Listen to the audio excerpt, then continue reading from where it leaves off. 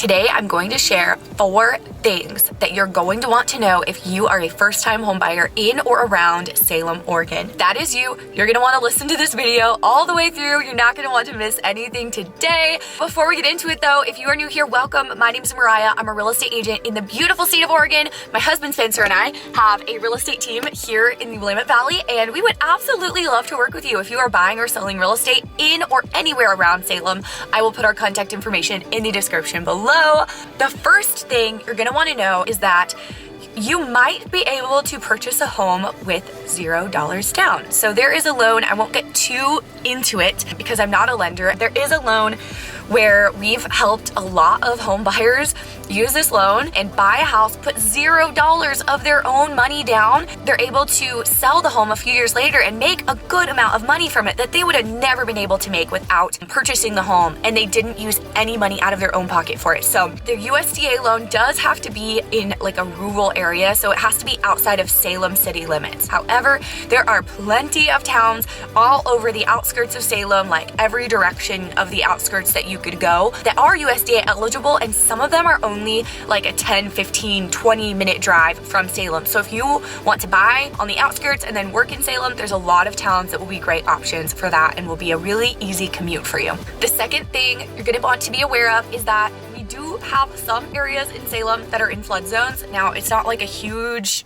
thing here. I know plenty of other towns and other areas are a lot worse when it comes to flood zones. Salem, it's gonna be really easy to find a house that's not in a flood zone, but it is something to be aware of that there are certain parts of town that are in flood zones or do have some homes that are in flood zones. Your lender will let you know ahead of time, like if the home is in a flood zone or not, because you're going to have to pay flood insurance. If it is, it'll raise your monthly payment a little bit, but that is something to be aware of because you can definitely find a house that isn't in a flood zone if that's a big deal to you. But there are some parts of town that are in flood zones. The third thing you're gonna wanna know before you buy a house, what is going on in the real estate market. And now this is something, other tips will apply no matter when you watch this, but if you are watching this a year from now, from the time of filming this video, then this is something that could be totally different. I have no clue if it will be or not, but at least right now at the time of filming this, I think it's important to know and be aware of what the market is doing. The $400,000 range here in Salem is kind of the new $200,000 range, what the $200,000 range was a few years ago, and the $200,000 range is pretty much non-existent completely. So 400s is a very, very competitive price range. We're writing a lot of offers for buyers in this price range. Pretty much all of them are well over asking with an appraisal gap. A lot of them are buying it as is. So there's a lot of things you can do to make you have a stronger offer besides just raising the price. If you're buying anywhere in the 400s, like low to high to middle, just be aware that you are going to need to be looking significantly under your budget in order to actually get something accepted, and to go in with a realistic expectation that it might take you a little bit, might take you a few offers to get something accepted, even if you're being really competitive, because that's just what's going on in that price range. Like I said, that could change, but at least right now, it is like spring 2022. That's what that price range is seeing.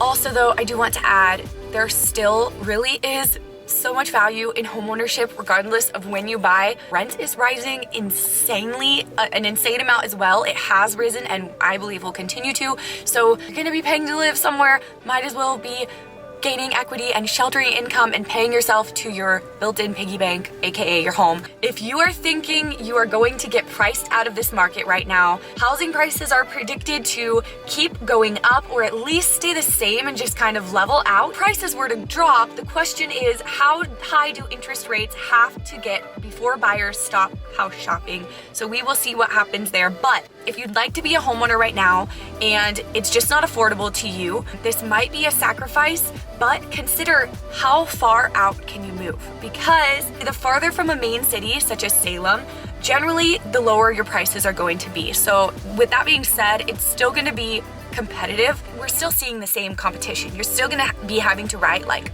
over asking and do all of the things to make you have a strong offer. Competition isn't gonna go away, but the prices will be a little bit lower to begin with, if that makes sense. So if you wanna be a homeowner and you're just thinking that you're getting priced out of this market, maybe for a few years or however long you live there, it is a sacrifice that you could make to just ask yourself, how far out from the main city can I live? Prices are going to be more affordable the further you get from a main city.